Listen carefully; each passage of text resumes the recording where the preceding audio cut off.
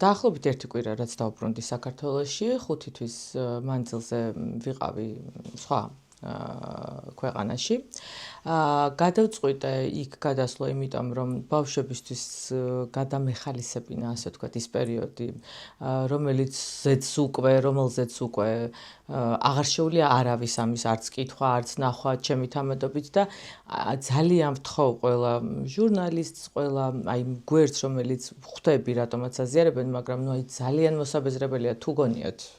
მკითხველს და მაყურებელს, რომ ეს ჩემი ინიციატივით ხდება არა, იმიტომ რომ მეც ძალიან დავიღალი ამ თემით. ამიტომ ეხლა აქ ამ თემაზე ჩვენ არ ვისაუბრებთ, ეხლა ვილაპარაკებთ მხოლოდ დადებითზე, პოზიტიურზე და მომავალ გეგმებზე. რაც შეეხება მომავალ გეგმებს, ერთი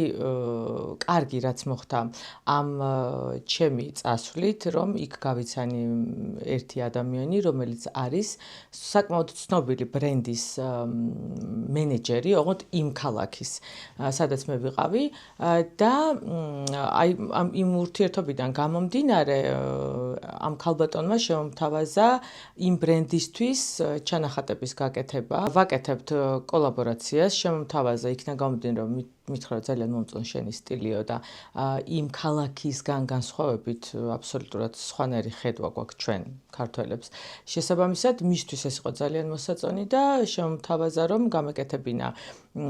მოდელები, რომელსაც მე უკვე თვითონ გადაიღებ, ვითანამშრომლებთ ონლაინ, აწი უკვე, იმიტომ რომ მე ვერ მივეცი პირობა, რომ იმ ქალაქში ვიქნებოდი სულ, ამიტომ ეხლა მუშაობთ ონლაინ და ძალიან მიხარია, იმიტომ რომ ეს არის ჩემთვის ახალი გამოწვევა, საინტერესო, დაკავებული ვარ, უფრო გადართული ვარ ეხლა ამ საქმეზე და რაც თავარია, მაქვს ძალიან ისეთი საინტერესო სამომავლო გეგმები, თუმცა დავიფიცე, რომ არასდროს არაფერს აღარ ვიტყვი, იმიტომ რომ რაც თქვი, არაფერი არ გამომდის ხოლმე და ეხლა თქვენ კი მოგიყვებით მერე. გატარებული ის 5 თვე სხვა ქვეყანაში იყო ძალიან კარგი, ჩემთვის ძალიან კარგი, იმიტომ რომ ზოგადად მიყვარს იქაურობა და სულ ვამბობდი პირველად რომ ჩავედი, რომ მე აქ ვიცხოვრებ თქო და ნუ მომეცა ამ საშუალება, რომ 5 თვე ყოფილიყავი, გავიცანი საკუთარი თავი, აღმოვაჩინე, რომ ძალიან ბევრი რაღაც არ ვიცი. აი დედაც მე ვიყავი და მამაც მე ვიყავი, აი აქ ნამდვილად მივხვდი, რომ თურმე ერთ ადამიანს შეუძლია იყოს ბევრი ადამიანი და საინტერესო იყო იმ კუთხით, რომ რაც მე მინდოდა ჩანაფიქრი რაც იყო, მართლა 24 საათის განმავლობაში ვიყავით ერთად, მე და ჩემი შვილები და ყველაზე კარგი ის არის, რომ ყოველგვარი ფსიქოლოგის და ექიმების დახმარებით შევძელით ამ პერიოდის გადალახვა და მივხვდი, რომ ესეც შემძლებია. თურმე ყველანაირ რაღაც ნეგატიურ სიტუაციაში ვიყო ძალიან პოზიტიური და თავარია, რომ ამ სიტუაციაში ბავშვებმა ძალიან მარტივად გადალახეს, კარგი გასვლა გამოუვიდათ ქვეყნიდან და ეხლა უკვე დავბრუნდით და ჩვეულ რეჟიმში ვაგრძელებთ ცხოვრებას. ეხლა ჩემი მიზანი არის ახალ სახლში გადასვლა ჩემ შვილებთან ერთად, სადაც ახალი შთაბეჭდილებები, ახალი მოგონებები და რაც თავარია, ყველაფერი დადებითი იქნება. რაც შეეხება სახლს, იქიდან გამომდინარე, რომ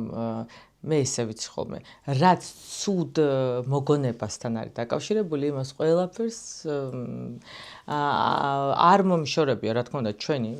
სახლი, იმიტომ რომ მიყვარს ის სახლი, უბრალოდ გადავწყვეტეთ ეხლა, რომ მე გადავწყვეტე უпростоრად, რომ ახალი საცხოვრებელი შევიძინოთ, ჯერჯერობით ამაზე მიდის მოლაპარაკება, თუმცა ვფიქრობ, რომ